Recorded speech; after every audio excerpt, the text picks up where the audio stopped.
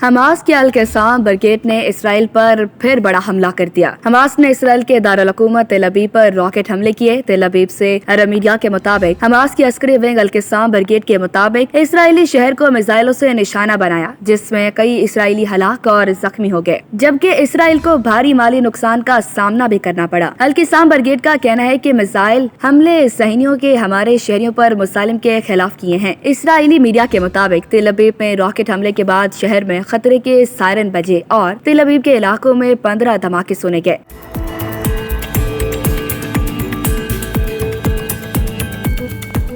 Missile हमलों के बाद इसराइली दारुल हुकूमत तेल अवीव में कमर्शियल परवाजें मुअत्तल कर दी गई। अरब मीडिया के मुताबिक इसराइली फौज का इस हवाले से कहना है कि गजा के जनूबी इलाके रफा से इसराइली इलाकों पर 8 रॉकेट फायर किए गए। इसराइली फौज का दावा है कि इसने इसराइली इलाकों की तरफ आने वाले पेशरफ्त रॉकेट मार गिराए। अरब मीडिया के मुताबिक इसराइली दारुल हुकूमत तेल अवीव पर 6 माह बाद हमास का ये पहला बड़ा रॉकेट हमला है। दूसरी जानिब आलमी अदालत इंसाफ के फैसले के बावजूद रफा पर इसराइली जारियत जारी है। गजा की वजारत का कहना है कि इतवार की रात रफा के इलाके तेलिस्तान में एक पनाह गुज़ीन कैंप में इसराइली फिजाई हमले किए। नतीजे में कम से कम 35 अफराद शहीद और दर्जनों जख्मी हुए हैं। IDF का दावा है कि इसने इलाके में फिजाई हमले के जरिए हमास के एक कंपाउंड को निशाना बनाया और वो इस वाक़ये का जायजा ले रहे हैं। जनूबी गजा से मौसूल होने वाली वीडियोस में एक बड़े धमाके के अलावा शदीद आतिशज़दगी देखी गई।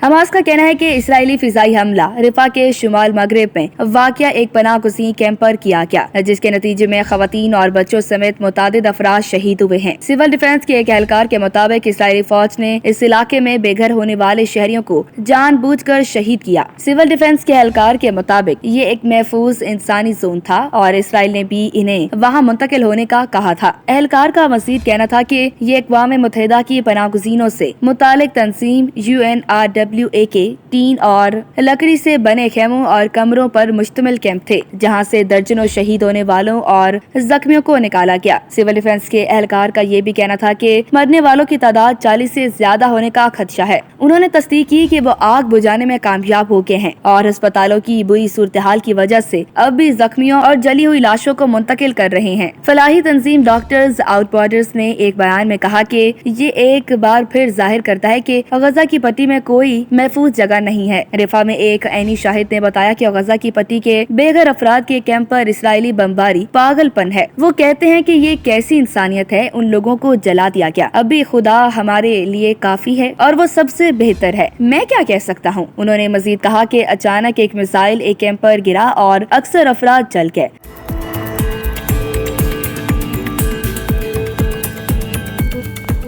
जाकर देखो इनके साथ क्या हुआ है। दूसरी जानिब से IDF का कहना है कि इसने इलाके में हमास जंगजुओं को निशाना बनाया और उनका ये भी कहना है कि इसके इल्म में ये रिपोर्ट्स भी हैं कि इस हमले के नतीजे में होने वाली आतिशज़दगी के बाइस आम शहरियों को नुकसान पहुंचा है। IDF का कहना है कि वो इस वाक़ये का जायजा ले रहे हैं, लेकिन इसने जायज हदफ को निशाना बनाने के लिए ऐसे हथियारों का इस्तेमाल किया है जो चुनकर हदफ को निशाना बनाते हैं। ख्याल रहे कि आलमी अदालत इंसाफ की जानिब से जुमे को रफा में अपनी कार्रवाइयाँ रोकने के अहकाम के बावजूद इसराइली फौजी कार्रवाइयाँ जारी हैं। ख्याल रहे कि इसराइल की जानिब से 3 हफ्ते कबल रफा पर हमले के आगाज पर किया गया था। वो मुबैना तौर पर हमास के गढ़ को भी निशाना बनाना चाहते हैं और इसके मुताबिक हमास ने इसराइली यरगमालियों को भी यहाँ कैद कर रखा है। अक़वाम मुत्तहिदा का कहना है कि रफा में हमलों के आगाज के बाद से 8 लाख फलस्तीनियों का इनखला मुमकिन हो सका है। गजा में दीगर जंगजुओं पर हमले के नतीजे में 15 लाख लोग यहाँ पनाह लिए हुए थे।